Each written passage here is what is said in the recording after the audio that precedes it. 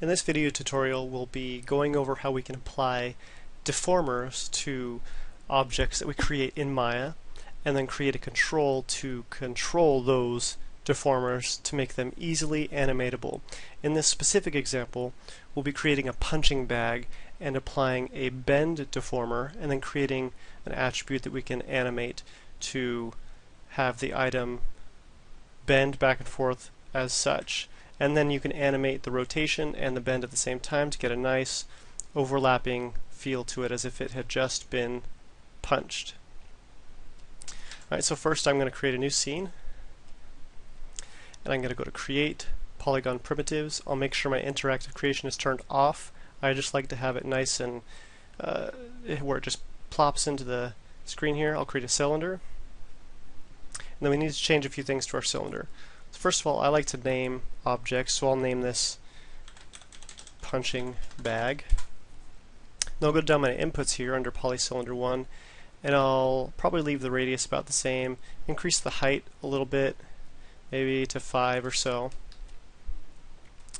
And then in order for deformers to work properly, we need a lot of polygons in place so that it can react. In the y-axis here, like along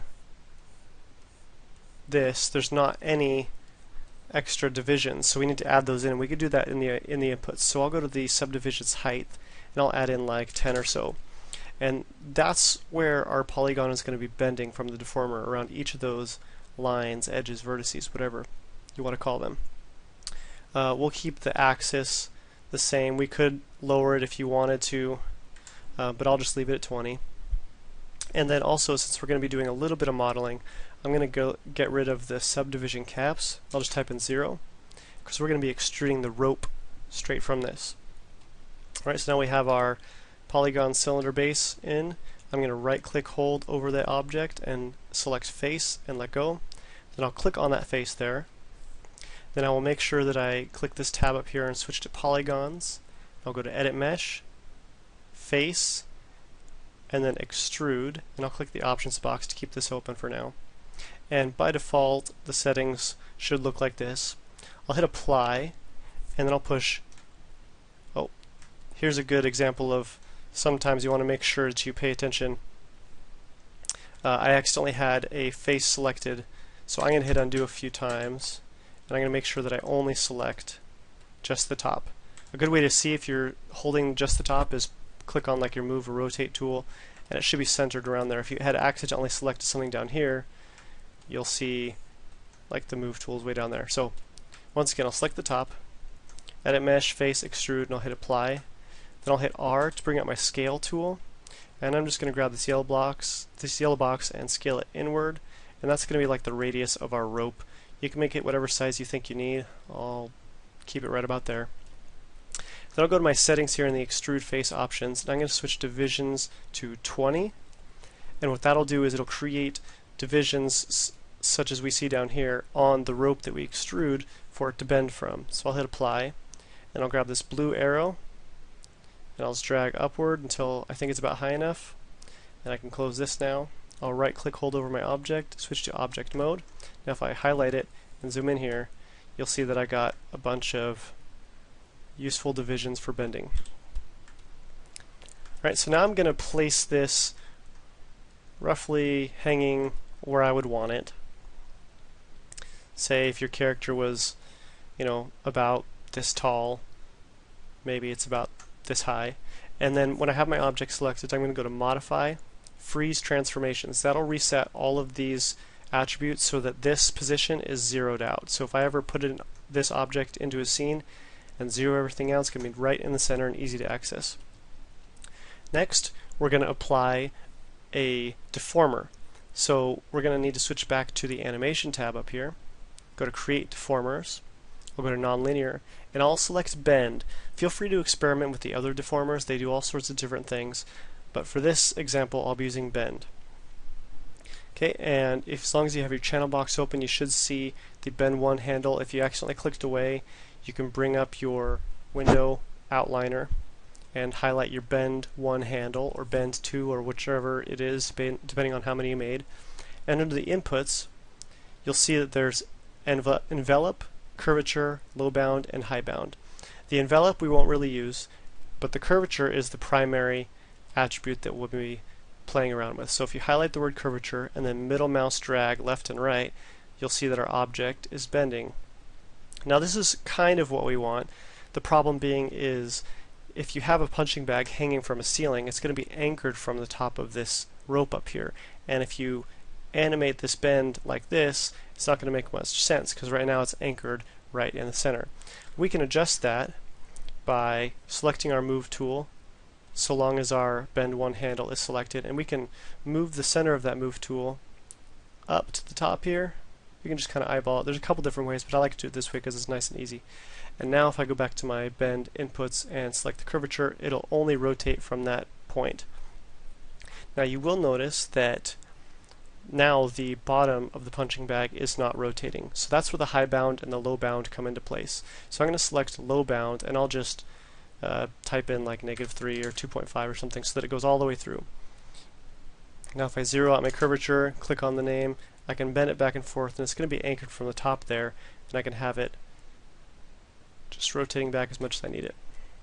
So make sure you have all these things zeroed out, the curvature and the bend one handle. You don't have to worry about any more of these attributes.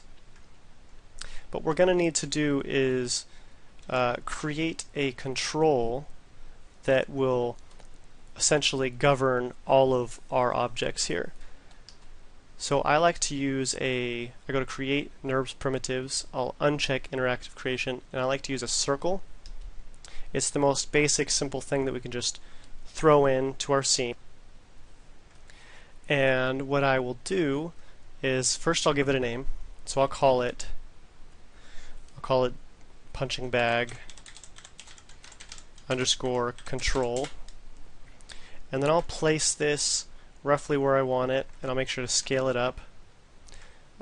And since I'm going to have the object rotating from the tip of the rope as if it's hanging from a ceiling, you can do one of two options. You can either put that control up there, or you can leave the control where you want to select it, and on a Windows machine push the insert button, or on a Mac push home, and then you can drag the pivot point up there, and then if you push insert or home depending on your platform again, now when you select your key or your control here, the actual rotatable point will be up top. Now I like to just leave my pivot point where it starts off, so I'm going to move my control up to the top here, and you can just eyeball it. It doesn't have to be exact. If you want to make it exact, go into one of your side views and zoom in here and put it into place. Also, we can change the color of our NURBS curves here. If you highlight your control and either press Control A or click on your Attribute Editor tab over here, and make sure you're in the punching bag underscore control shape, I'll click Object Display, Drawing Overrides. I will enable overrides, and in the color here I can click RGB, and then I can choose any color I want. So let's say I do red. Now that NURBS curve there is red. So you can click on that box and use any color you want, red, blue, green, pink, doesn't matter. I'll leave it at yellow. How about that? So now we have our control in place. We're going to want to create a driven key system where we can use this control to govern everything. So now that I have this control in place, also I will do modify freeze transformations, and then I'll zero out everything, because we don't want this to be located up here and it be considered -2 point whatever, etc. So when I have my control selected, I'll go to my channel box and click Edit, Add Attribute. Then you need to give the attribute a name. In this case, I'll just call it Bend. Make sure you're in Keyable, Float, and Scalar, which is just the default options. I'll set my minimum to, let's say, -50, maximum to +50, and default to 0. And I'll hit OK. And now I see we have this Bend attribute here.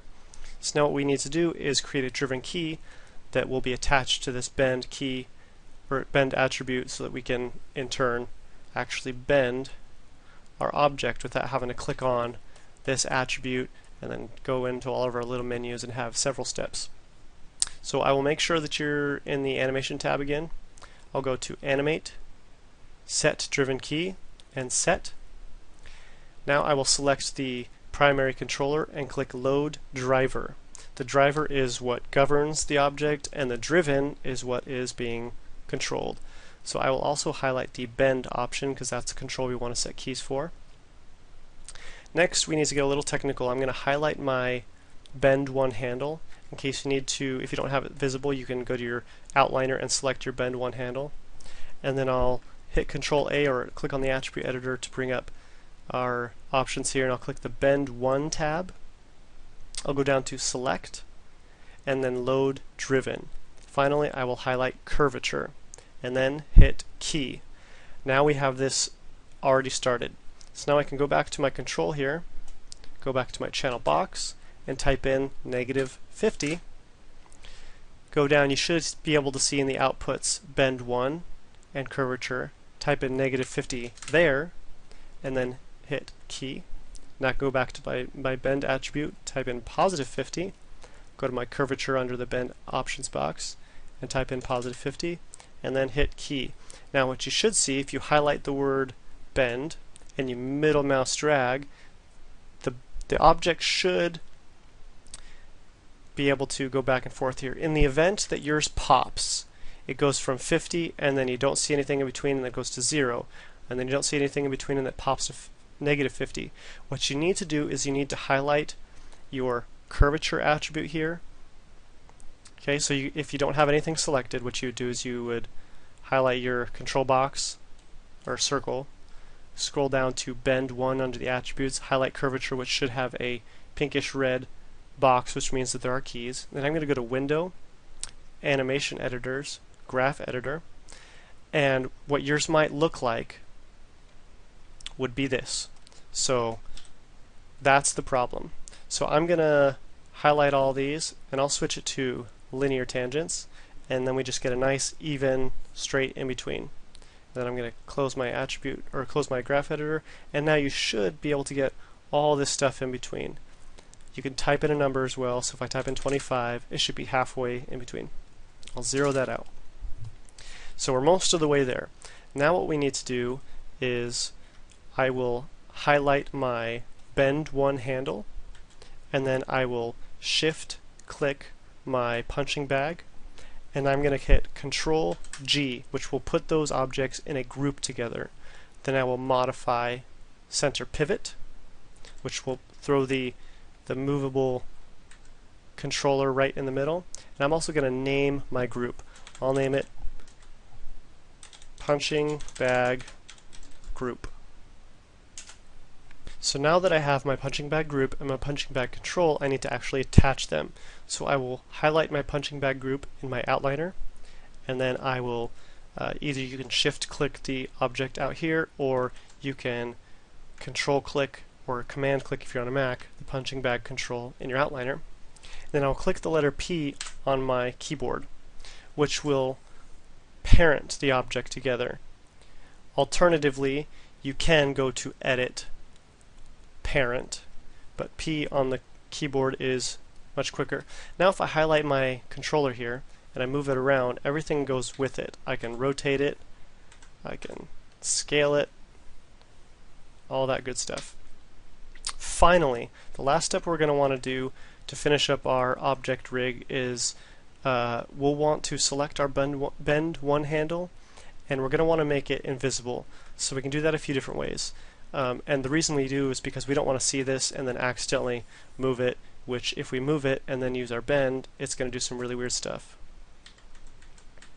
So I'm going to highlight it, and you can either attach it to a layer and make it invisible, or if you highlight it, you can press Control H, which is the same as going to Display, Hide, Hide Selected.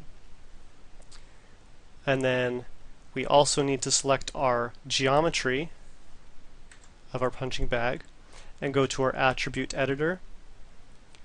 Make sure you have your punching bag shape tab selected.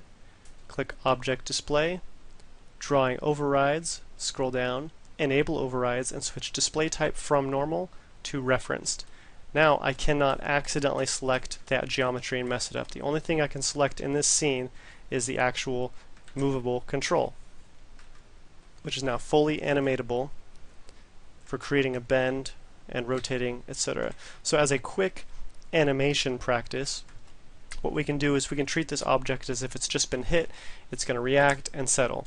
So I'll highlight the control, I'll go to frame 1 and I'll hit S to set a keyframe on everything. Then I'll go to, say, frame 10, and I'm going to rotate that up, we'll say 25 degrees or so. Then I'll go to frame 20 and I'll rotate it in the opposite direction, we'll say negative 20. Then I'll go to frame 30, rotate it in the opposite direction, we'll say positive 10. Frame 40, we'll rotate it negative 5. And then finally at 50, we'll just go ahead and zero it out. So now what you'll see is it's going to just kind of rotate back and forth like this. But we're going to want to layer in that bend. So I'll go every other frame. So frame 5, I'll go to the bend and I will add a bend in the opposite direction that it's hanging, as if it's dragging like this. And I'll just eyeball it, so you can put in whatever numbers you want. Then I'll go to 15 and bend it in the opposite direction. Then 25, bend it in the opposite direction. Then 35, once again, bend it in the opposite direction. 45, bend it in the opposite direction. Then 50, we'll just zero it out. So now what you should get is kind of a nice overlapping action where the punching bag is going to drag back as it rotates from the pivot point. You can get in there and you can make it really nice and spend some time polishing that, depending on how hard it gets hit and how fast it's going to rotate. But just to give you a decent idea on how I would approach having that object move, that's what I would do. All right, and that's all you've got to create a punching bag. If you want to create a different type of object, say a bendable hammer or a hand with rotating fingers, you can create driven keys that will control attributes and make your life much easier. Many rigs often have a control next to the hand, and when you highlight that control, it'll say something like fist, and when you grab that control and you change it, it'll make all of the fingers curl inward. That is a set driven key. That is a driven key that they set. So feel free to get creative and think of ways that you can use driven keys to your advantage and make everything much easier. When it comes to other deformers, you can create all sorts of fun stuff if you apply, say, a lattice, for instance, and you could right click over it, lattice point, and you can select those points and you can move them around and affect your object. And by creating these sort of deformations, it can make modeling more streamlined. You can technically animate a lattice. It's not very practical and can be a bit of a headache, and you can always add more points to the lattice in order to make it more finely tuned by highlighting the lattice. And under these divisions right here, you can type in a number like 10, and now you've got all these crazy points to affect our creation. So I highly encourage you to check out all the different types of deformers. And one other thing, final note to leave on, is if you delete a deformer, let's say I had deformed this object like such. If you delete a deformer, that object will go back to the way it was. If you have a deformation that you want to keep, you'll have to select your object and go to Edit, Delete by Type, History, and it'll get rid of that lattice, but it'll keep the changes that you made. And the same is true for the other deformations. Alright, please let me know if you have any other questions, and good luck on creating an interesting driven key system with fun deformation attributes.